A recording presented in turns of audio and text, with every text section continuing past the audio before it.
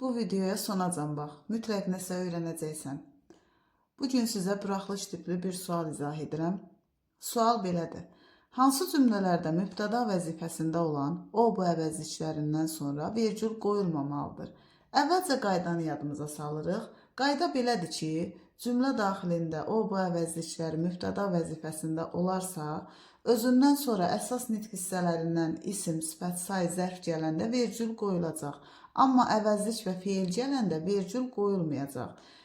Deməli, feili sifət istisnadır. Feili sifət gələndə vergül qoyulacaq. Amma digər feillər, feilin təsriflənən və təsriflənməyən formaları gələndə vergül olmayacaq.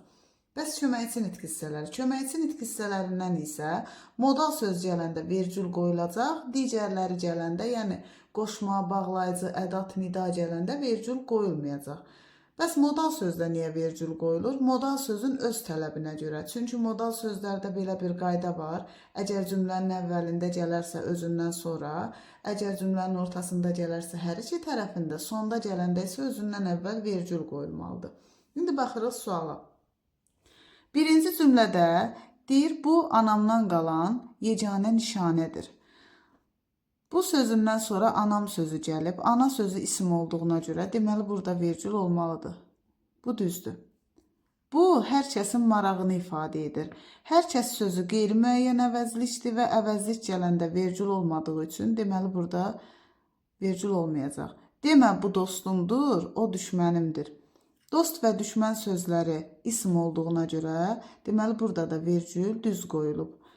Bu, göyərçinlərin xatirələrimizi oyadan səsidir. Göyərçin sözü isimdir. Deməli, burada da vergül düz işlənib. O, ağıllı adamlarla dostluq edir. Ağıllı sözü sifət olduğuna görə, deməli, burada da vergül mütləq olmalıdır. Baxırıq 6-cı cümləyə. O, heç yaşıl meşəni belə təsəvvür etmirdi.